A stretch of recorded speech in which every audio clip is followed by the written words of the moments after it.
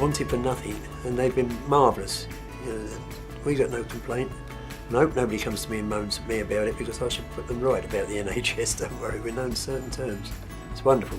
I think from the patient's point of view, the integrated care teams give them the feeling of continuity. What matters at the end of the day is giving better care to frail older patients. The ASH integrated care team is made up of various sort of professional groups.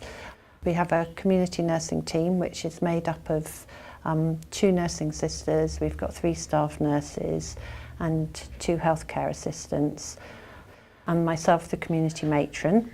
We're responsible for providing all the clinical care for patients in the community and case managing patients with long-term conditions, specifically around trying to avoid unnecessary admissions to hospital and keeping people at home.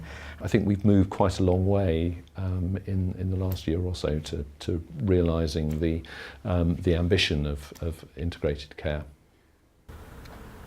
The role of the social worker, certainly within the ASH ICT, is to be the representative of adult services in a multidisciplinary team setting. We make a lot of two-way referrals. It's about communication and education of both directions, of adult services becoming more educated around the eligibility, the type of support that health can provide, and vice versa, the type of support and care adult services can provide patients within our eligibility criteria. It's pulmonary fibrosis, and it interferes with the breathing. I'm on so many tablets, I've got a tin full there. I think I'm a drug addict with the amount of tablets I have to take. But it's mainly the breathing and the walking now. I used to be able to get up and walk round, but I get so out of breath that it's a bit of a job, really. Brian, her husband, has taken on the role of her carer, and he is the most amazing man. He is totally uncomplaining. He will do anything and everything for her, and really is very reluctant to accept any extra help.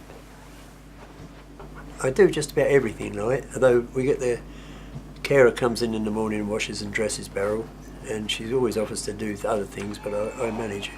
And they've said to me, do you want another carer? No, because I don't. I say my daughters come down and my son, they help, but most of the time we're on my own with you, aren't I? Joy. Oh, and we got a friend of ours, well, Paul and me have been mates for 63 years, and they do quite a bit for us. They come down and take me shopping. Joy sits with Beryl and all this and That's the the others. ironing, Brian. Oh, that's the only thing I can't do. I do the washing, but I can't do the ironing. And she does the ironing for me. The amount of equipment that they've given us, the National Health, it's marvellous. We've got the bed, this chair, a commode, table. We've got a bath chair, a lift in the bath. What else have we got upstairs? Oh, loads. I can't think of it all now. We've got so much stuff up. Oh, the oxygen. Yes, we've got oxygen there, a pump, because Beryl's 24-hour-a-day oxygen. Jo comes in once a week. Is it Jo? Wonderful lady. She's been coming in quite a long time now. Yeah, we wanted for nothing, and they've been marvellous. You know, we got no complaint. The social worker and OT at the time had managed to access funding for him to get the stair lift, so he didn't need to pay for it. So I said, well, don't worry, you get a grant off the council, which a man came round and paid. They paid half, didn't they? Yes. Then she said, were you in the army? I said, yeah, told her. So their benevolent fund, which I never knew existed. And I was an engine driver, like, so she said, what about the railway? I said, no, they don't do anything like that. They do. And she went to see them people. And guess how much I paid? Nothing. Beryl's feeling very frustrated about being closed in the house, and she may, from next year, from January, she's probably going to go up to the hospice on a day, to the day hospice clinic, just to partly give Brian a few hours off. It's inevitable with a complicated project like this that there are going to be barriers. There seems to be very good buy-in from the organisations, but clearly individuals take their own views, and I guess there are sceptics in a number of the organisations, certainly among the GP fraternity, who wonder whether this is really a sensible use of their time and resources. Communication's improved brilliantly by having these face-to-face meetings. They're very time efficient, cost effective. But the fact that our systems don't talk to each other is a real hindrance. Looking to the future, I feel that we are really beginning to develop